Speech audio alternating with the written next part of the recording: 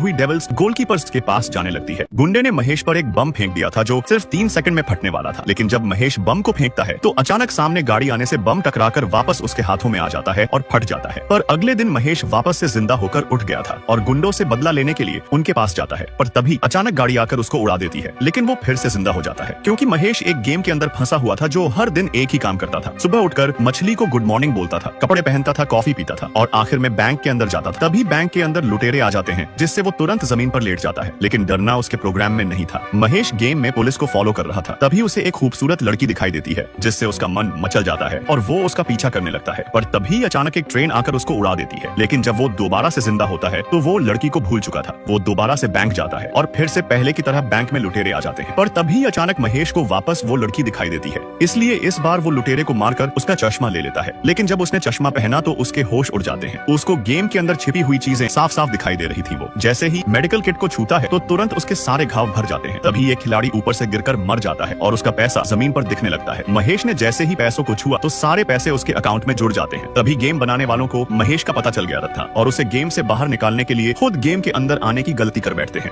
Eric के पास अचानक बिजली गिरती है, तभी क्लार्क स्पीड से दौड़कर एरिक का हाथ पकड़ लेता है जो नीचे गिरने से बच गया था। पर तभी अचानक एक और बिजली आकर सीधा क्लार्क पर गिरती है, जिससे एक हरी रोशनी निकलकर एरिक के अंदर चली गई थी। क्लार्क जल्दी से एरिक को ऊपर खींचकर उसे बचा लेता है, लेकिन जब वो एरिक के कपड़ों पर लगी चिंगारी को बुझाने गया तो उसको हाथ जल जाता है। ये देख क्लार्क हैरान हो गया था। दरअसल सुपरमैन क्लार्क की सारी शक्तियां अब एरिक के अंदर चली गई थी, जिसके अगले दिन से ही क्लार्क एक नॉर्मल इंसान बन चुका था जो अब एक गाड़ी को भी नहीं पलट सकता था। वही एरिक अचानक बहुत शक्तिशाली हो चुका था। उस दिन एरिक ने हरे रंग का एक जादुई पत्थर उठाया था, जिसने बिजली के संपर्क में आते ही सुपरमैन की शक्तियां खींचकर एरिक के अंदर डाल दी थी, जिसके बाद एरिक को धीरे धीरे एहसास होने लगता है कि उसे सुपरमैन जैसी शक्तियां मिल गई हैं। वो अपने हाथों से चोर के चाकू का भरता बना देता है और चोर को एक झटके में उठाकर दूर फेंक देता है, जिसके बाद से एरिक अब शहर का नया रक्षक बन चुका था, जिसकी खबर अखबार में छप जाती है। लेकिन जब एरिक ने ये खुशखबरी अपने माँ बाप को बताई तो उसके पिता उसकी बातों पर बिल्कुल भी भरोसा नहीं कर रहे थे। उल्टा एरिक को लैब में टेस्ट के लिए भेजना चाहते थे, जिसे सुनकर एरिक गुस्से में पिता का कॉलर पकड़कर हवा में उठा देता है।